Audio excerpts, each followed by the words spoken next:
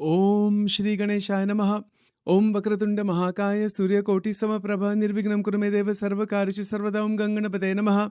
Om Gunatitoksharam Brahma Bhagavan Purushottamaha Jano Janandidam Satyam Muchyate Bhava Bandhanat. Om Bhagavate Shri Swaminarayanaya Namaha Shri Lakshminarayanaya Namaha Shri Radha Krishnaya Namo Namaha Shri Umamaheshwara Swamine Namo Namaha. Om Namah Shivaya Shri Hanumate Namaha. Welcome to Nitya Satsang. Today is the 20th of December 2024. I want to offer my prostrations to all the great sages and to Bhagavan, residing in the heart of every being. We're continuing to examine Mandukya Upanishad, verse number 1, and I'm just going to continue from where we left off yesterday. So today, I want to start the commentary and the exploration on Omkar. You know, the Om is a central part of this mantra. The mantra begins with Om. The full mantra is Om iti etat aksharam idam sarvam tasya upavyakhyanam bhutam bhavat bhavishyat iti sarvam omkara. This is the entire breakdown of the first mantra of Mandukya Upanishad. So the Om, what is Om? Well, first of all, in one sense, it symbolizes the ultimate reality, which is Brahman. The Brahman reality, that infinite consciousness, is symbolized as Omkar. Omkar is symbolized that way. So that's just a symbolic representation, but it's a sound also. So it is a primordial sound, representing the entirety of existence and the ultimate reality, Brahman. Primordial meaning ancient, Anadi. It has always been, always existing. It is the mind of God, mind of Bhagavan. It is coming from the mind of Paramatma, this Omkar. You see, so that is another way to understand this. And whatever else transcends the threefold time that is also Om. You know, so we are within the past, present, future. That which is beyond the past, present, future, the little dot that anuswar that is there, and when you write the Omkar, that means beyond the Jagrat, Swapna, Shushupti, Avastha. So in the Vedic tradition, Om is considered the most fundamental mantra, representing the essence of the Vedas, the ancient texts, of course, that formed the foundation of the Sanatana Dharma and the spirituality overall. So Omkar is a fundamental mantra. It is a sound. So how do we chant it? We take a steady breath in, and then we chant Om, Om, and we can extend the sound. There's many YouTube videos available. Lots of materials are there to help chant the mantra. It is a very, very powerful mantra, and some preparation should be there. As I mentioned before, it is a very heavy sadhana. It's not a light sadhana. So bhajan, kirtan, pavitrata, mansik pavitrata, things like that are necessary. 9 forms of devotion, Bhagwan ka ashray, Guru Krupa, Guru ka ashray. These things are important because they prepare us for the Omkar sadhana. And so it is the profound mantra. It is a sacred mantra. It is the most fundamental of mantras. Why is it fundamental? Because all the other mantras come from Omkar. Right? So this is to be understood. Now, in the Mandukya Upanishad, the Om comprises 3 syllabic components, the A, U, Ma, each symbolizing different states of consciousness or planes of existence. The syllable A represents the waking state, Jagrat Avastha. Are we awake right now? Yes, we are. Definitely. The external world and the sense perceptions and actions.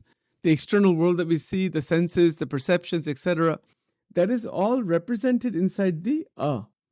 And that is a very, very powerful point. You know, so what is its meaning when we chant Om?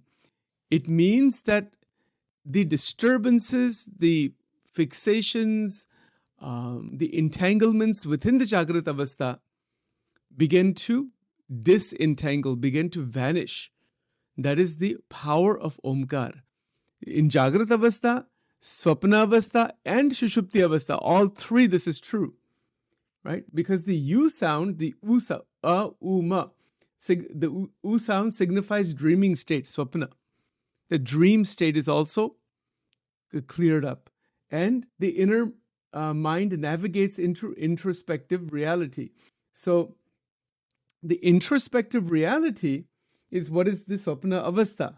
It's an interesting way of putting that, because it is our reality that is coming from within the Atma that is projected as the Swapna Avastha. So the Swapna Avastha changes radically from the inside out when there is the sadhana of Omkar that a person engages in, that a sadhak engages in.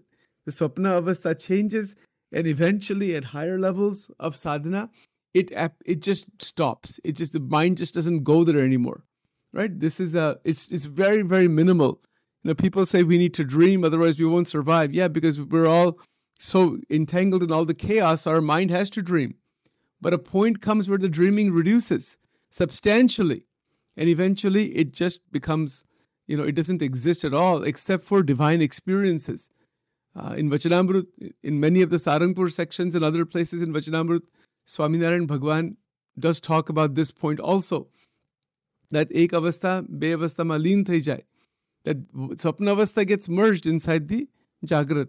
There is no Swapna Avastha left. There's only rest, peaceful rest. And then if an experience comes, it is a divine Divya Anubhav. That's the only thing that remains. That's what we want. We want to aim towards that. And our energies are intact. They are not wasted. They are not torn apart.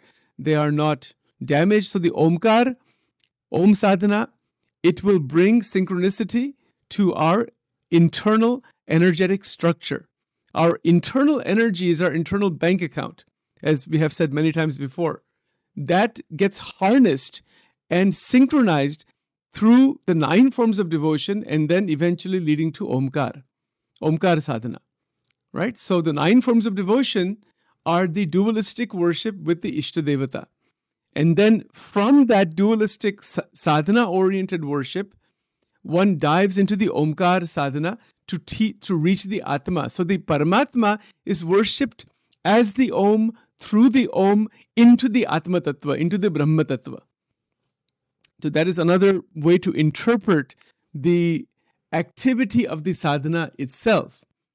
And then, of course, the Shushupti Avastha, which is dreamless sleep, where the soul resides in its most tranquil form. If the Shushupti Avastha, deep sleep, essentially.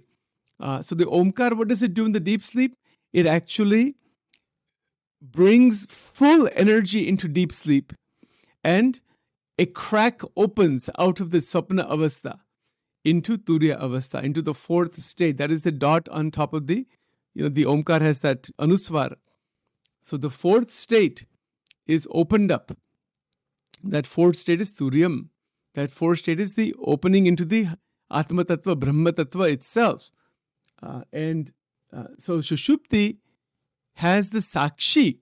The Sakshi is the witnessing consciousness within Shushupti Avastha, and that witnessing consciousness reveals itself. It's a revelation.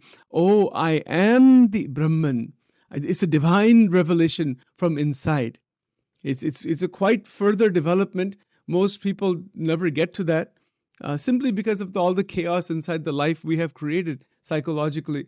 But if that can end, then we are in good shape, right? This is the basic idea. Now, a couple more points before we end for today. So let's see here.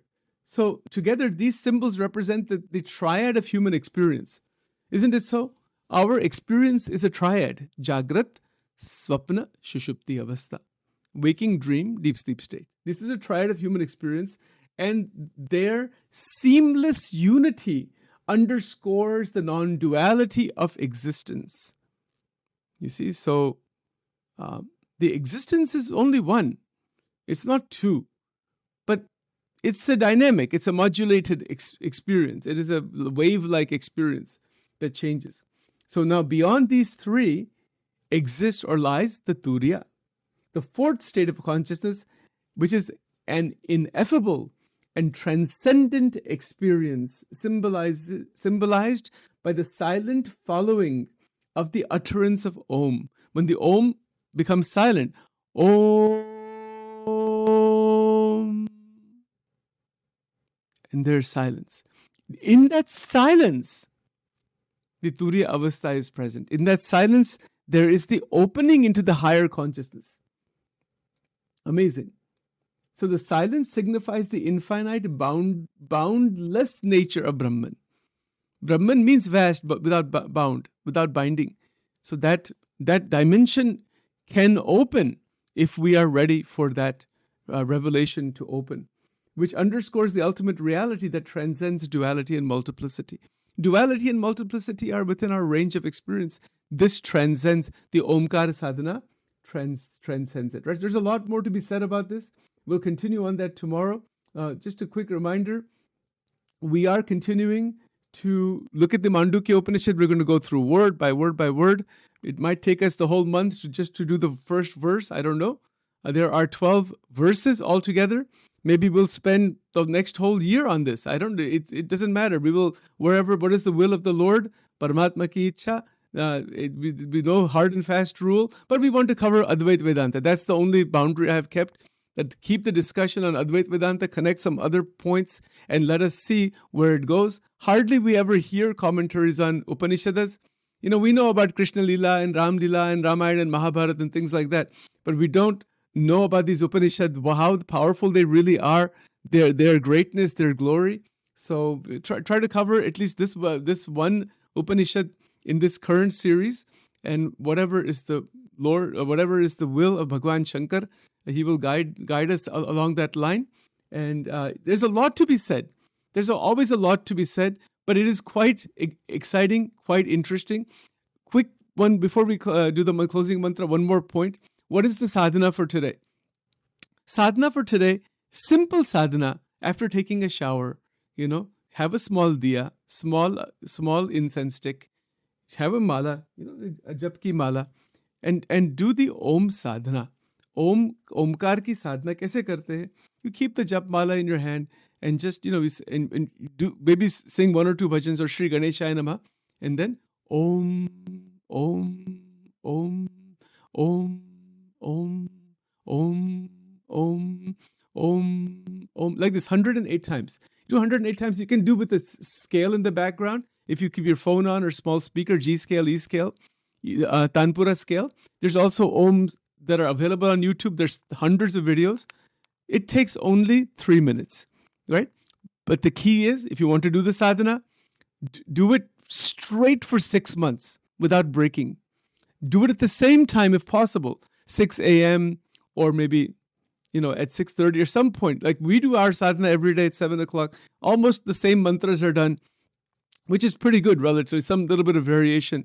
So sadhana done consistently, it builds the force from inside.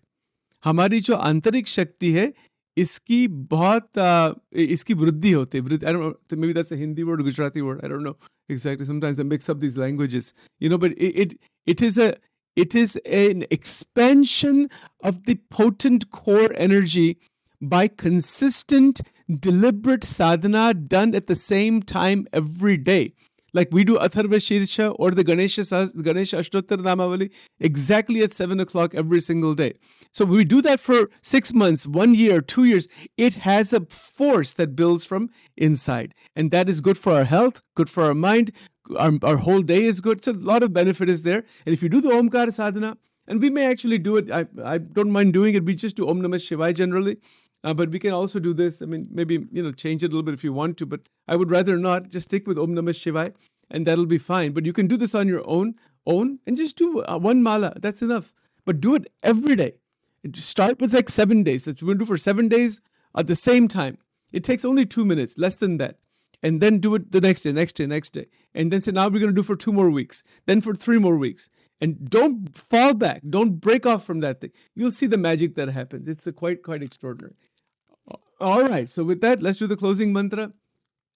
Om Dhyanamulam Gurur Murti Mantramulam Gurur Vakyam Pujamulam Gurur Padam Mokshamulam Gurur Krupa Tameva Mata Chapida Tameva Bandhusha Sakha Tameva Vidya Dravinam Tameva Sarvam Mama Deva Deva Om Trambakam Yajamahe Sugandim Pushtivardhanam Urvarukamiva Bandhanan Mrityar Mukshyam Amritat Namah Shivaya Namah Shivaya Namah Shivaya Namah Shivaya Namah Shivaya, Om Namah Shivaya, Divalingaya Namah, Urdhvalingaya Namah, Anandalingaya Namah, आत्मलिंगाय नमः, परमात्मलिंगाय नमः, द्वादश ज्योतिर्लिंगाय नमो नमः। ओम dram दत्तात्रेयाय नमः। श्री सद्गुरुभ्यो नमः। ओम सर्वमंगल मांगल्ये शिवे सर्वार्थ साधिके शरण्ये त्र्यंबके गौरी नारायणी नमोस्तुते। या देवी सर्वभूतेषु महा सरस्वती रूपेण संस्थिता नमस्तस्यै नमस्तस्यै नमस्तस्यै नमो नमः। ओम दुर्गे दुर्गे रक्षिणी ठ ठ स्वाहा ओम ऐं ह्रीं क्लीं चामुंडायै विच्चे स्वाहा। श्री दुर्गार्पणमस्तु। ओम श्री राधा कृष्णार्पणमस्तु। ह्रीं